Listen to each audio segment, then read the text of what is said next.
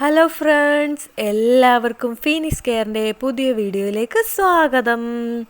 നമ്മളിന്ന് ചെറിയൊരു ക്യാൻവാസ് ബോർഡിൽ വാട്ടർ കളറിങ്ങാണ് ചെയ്യാൻ പോകുന്നത്. അപ്പോൾ അതിനു വേണ്ടി ഇങ്ങനെ ടേപ്പൊക്കെ നമ്മൾ ഒട്ടിച്ചു കൊടുക്കുക. അതിനുശേഷം മുകളിലത്തെ റോയിലും താഴത്തെ റോയിലും ഒരേ അളവിൽ നമ്മൾ ആദ്യം റെഡ് കളറ് ആഡ് ചെയ്യുന്നു, പിന്നെ ഓറഞ്ച്, പിന്നെ യെല്ലോ എന്നിങ്ങനെ ആഡ് ചെയ്ത് കൊടുക്കുക. അതിനുശേഷം വെള്ളത്തിൽ മുക്കിയ ബ്രഷ് എടുത്ത് നമുക്കിങ്ങനെ ഒന്ന് ഷെയ്ഡ് ചെയ്ത് കൊടുക്കാം. ഇതിപ്പോൾ ഞാൻ വാട്ടർ കളറാണ് യൂസ് ചെയ്യുന്നത്. ക്യാൻവാസ് ബോർഡിൽ നമുക്ക് ആക്രിലിക്കും ഒക്കെയാണ് സാധാരണ നമ്മൾ യൂസ് ചെയ്ത് കാണാറ്. അപ്പം ഇങ്ങനെ കുറച്ച് കട്ടിക്ക് യൂസ് ചെയ്താൽ നമുക്ക് വാട്ടർ കളറും ഇതിൽ പെയിൻറ്റ് ചെയ്യാൻ പറ്റും. അപ്പോൾ ഈ ശേഷം ഞാനൊരു ലൈറ്റ് യെല്ലോ ഷെയ്ഡ് ഞാൻ എടുത്തു. അത് വെച്ച് മുകളിലും താഴെയായിട്ട് നമുക്ക് കുറച്ച് റേസ്, അതായത് ഒരു സൂര്യാസ്തമയമാണ് ഞാൻ ഉദ്ദേശിക്കുന്നത്. അപ്പോൾ അതിൻ്റെ കുറച്ച് റേസ് അവിടെ ഇവിടെയായിട്ട് ഓരോരോ രശ്മികളൊക്കെ ഇങ്ങനെ കിടക്കുന്നതായിട്ട് കാണാറുണ്ടല്ലോ നമ്മൾ മേഘത്തിലൊക്കെ ചുറ്റിപ്പറ്റിയൊക്കെ. അപ്പോൾ അത്തരത്തിലൊന്ന് കാണാൻ വേണ്ടി ഒരു ചെറിയ യെല്ലോ ഷെയ്ഡ് എടുത്ത് നമ്മളിങ്ങനെയൊക്കെ ഒന്ന് ഷെയ്ഡ് ചെയ്ത് ഓരോ ഇടവും കൊടുക്കണം. മുകളിൽ ആകാശത്തിൻ്റെ ആ ഒരു ഭാഗവും താഴെ ഞാൻ വെള്ളമാണ് വിചാരിക്കുന്നത്. അപ്പം ചെറിയൊരു ആറിൻ്റെ ഒരു ലുക്കും ഒക്കെ കൊടുക്കാനാണ്. അപ്പം അങ്ങനെ കിടക്കുന്നത് കൊണ്ട് താഴെയും ഞാൻ അതിൻ്റെ പ്രതിബിംബം വരുമല്ലോ, അപ്പോൾ അതിനുവേണ്ടി അതും കൂടെ നമ്മളതുപോലെ കൊടുത്തു. അതിനുശേഷം സൂര്യനിരിക്കുന്ന ആ ഒരു ഏരിയ ഉണ്ടല്ലോ, അതിനുവേണ്ടിയാണ് ഞാൻ ആ ചെറിയ യെല്ലോ ഷെയ്ഡ് നടുക്ക് കൊടുത്തത്. അതിനുശേഷം സൂര്യാസ്തമയ സമയത്തിന് വേണ്ടിയുള്ള സൂര്യനെയാണ് നമ്മൾ റെഡിയാക്കുന്നത്. അതിനാദ്യം വൈറ്റ് ഷെയ്ഡാണ് കൊടുക്കുന്നത്. വൈറ്റ് ഷെയ്ഡ് ആണെങ്കിലും നമ്മളിപ്പം ഉപയോഗിച്ച മറ്റ് കളറുകൾ ഉണങ്ങാത്തത് കൊണ്ട് നമുക്ക് അതിനോടൊപ്പം തന്നെ ഇത് ആഡ് ചെയ്യുമ്പം എല്ലാം കൂടെ ഒന്ന് മിക്സായിട്ടൊരു ലൈറ്റ് ഷെയ്ഡ് നമുക്ക് കിട്ടും. അപ്പോൾ അതാണ് നമുക്ക് ശരിക്കും സൂര്യാസ്തമയ സമയത്തേത് വേണ്ടിയത്.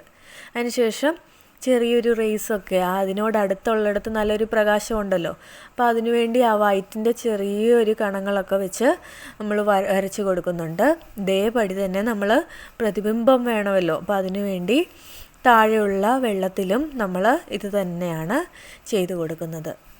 അപ്പോൾ അങ്ങനെ വരച്ചിട്ട് ഇത് ഫുള്ളായിട്ട് അങ്ങ് ഷെയ്ഡ് ചെയ്തെടുക്കുന്നു. അതിനുശേഷം നമ്മൾ ഒരു ബ്ലാക്ക് ഉപയോഗിച്ച് വെള്ളം കിടക്കുന്ന കണക്കെ ഒന്ന് അറിയാൻ വേണ്ടി ചെറിയ ചെറിയ വരകൾ, ഓളങ്ങൾ പോലെ ഇട്ട് കൊടുക്കുകയാണ് ചെയ്യുന്നത്. ശേഷം നമ്മൾ ഒരു പുല്ലിൻ്റെ ഇപ്പുറത്ത് നിന്നുകൊണ്ട് നമ്മൾ ഈ സീൻ കാണുന്ന കണക്കെയാണ് വരയ്ക്കുന്നത്. അപ്പോൾ അതുകൊണ്ട് ആദ്യം കുറേ പുല്ലിൻ്റെ ഇലകളൊക്കെ വരയ്ക്കുന്നു, കുറേ തണ്ടുകളൊക്കെ വരച്ച് വെക്കുന്നുണ്ട്. അത് നമ്മൾ പുല്ലിൻ്റെ പൂക്കൾ വരയ്ക്കാൻ വേണ്ടിയാണ്. അപ്പം ആദ്യമേ നമ്മൾ ഇലകളൊക്കെയാണ് വരച്ച് കൊടുക്കുന്നത്. ഇങ്ങേ അറ്റം വരെ നമുക്കത് കൊടുക്കാം. ഇങ്ങനെ കൊടുക്കുമ്പോൾ നമ്മൾ ഫുള്ള് കംപ്ലീറ്റ് ആകുമ്പോഴത്തേന് ശരിക്കും നല്ല കിടു ലുക്കാണ് ഫുള്ള് കാണുമ്പോൾ. ആർക്കും ചെയ്യാവുന്നതാണിത്.